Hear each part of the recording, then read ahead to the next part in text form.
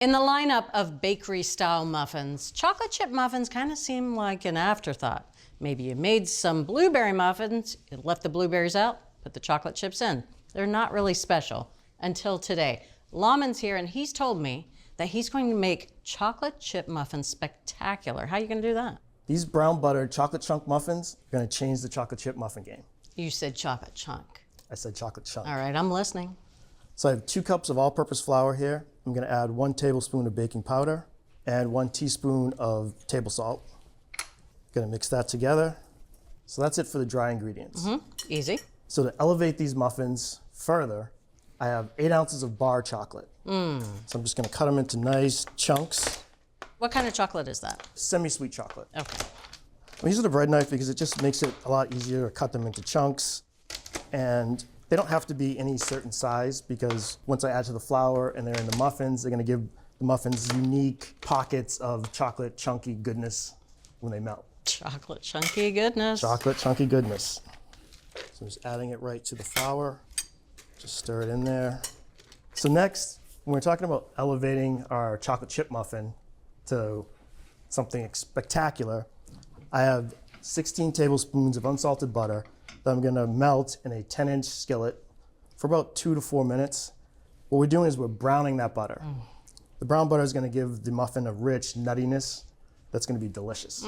Okay. So in melting the butter, we're going to be driving off the water. And in the muffins, they're going to give it a rich, tender texture, but not dense.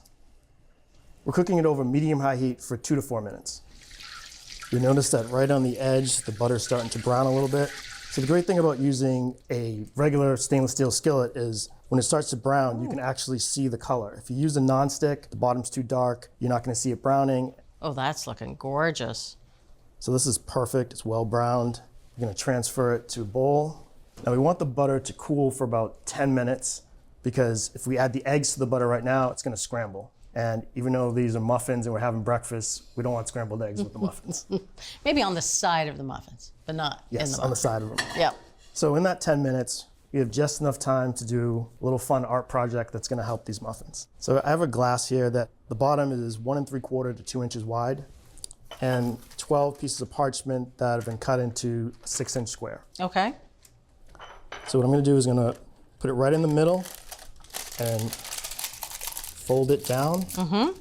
And what we're doing here is we're making the muffin liners. The beauty in this is the muffins are going to be nice and tall and have that impressive look. All right, so you have the brown butter, you had the chunks, no chips, and now special liners that go way above the edge here. Is this second glass for me? It is. So we have 11 more to go.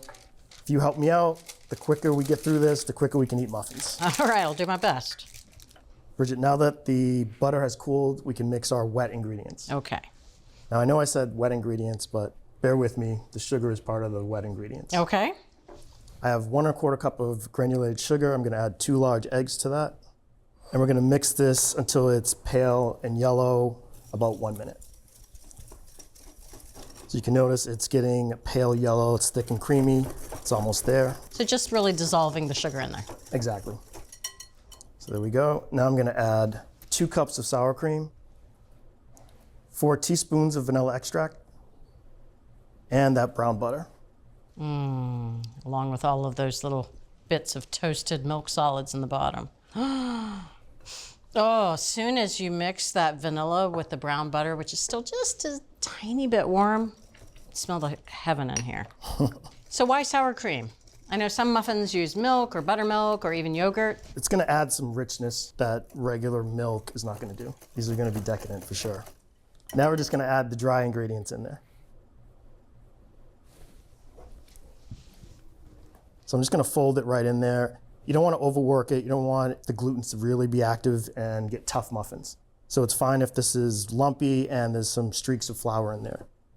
So now we're going to add the batter to our muffin liners. Okay. Easiest way is to use ice cream scoop with a little kitchen spray. This is about 1/3 cup. You want to make sure that when you scoop it, be generous with them. They're almost perfect. I have a 1/4 cup of granulated sugar here. I'm going to add a teaspoon on top of each. It's going to give it that bakery store, craggly, crunchy, sugary top on each one. Lovely. Oh yeah, full teaspoon on each one. No, we're not playing around here. So now we're gonna put it in a 400-degree oven on the upper middle rack for 20 to 25 minutes. We're gonna rotate halfway through so we get even browning. They're going in a 400-degree oven, which is gonna give it that nice dome top.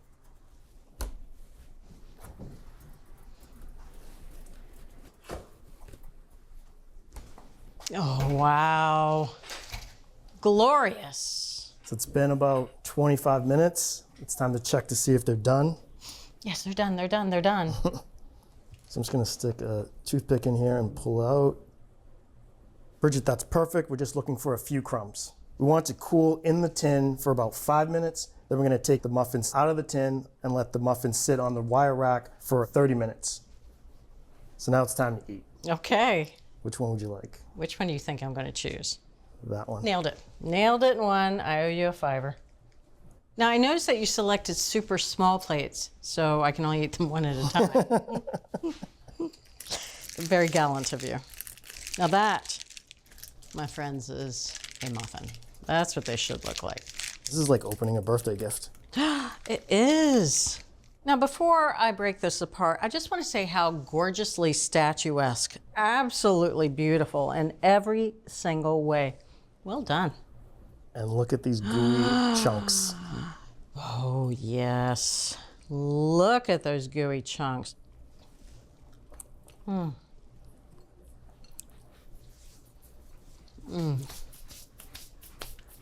chocolate chunks are spectacular. I'm just going to say that. They are gooey. When you go into a chocolate chip muffin, I mean, you get a chocolate chip, which isn't the world's worst thing to eat. No. But it re-solidifies very quickly. This, it's like you have a little tiny bits of ganache in there that are still somehow almost chocolate puddingy. For full episodes of your favorite cooking shows, head over to ATK's Full Episodes channel on YouTube. You can stream complete seasons of America's Test Kitchen, Cook's Country, and more. See you there.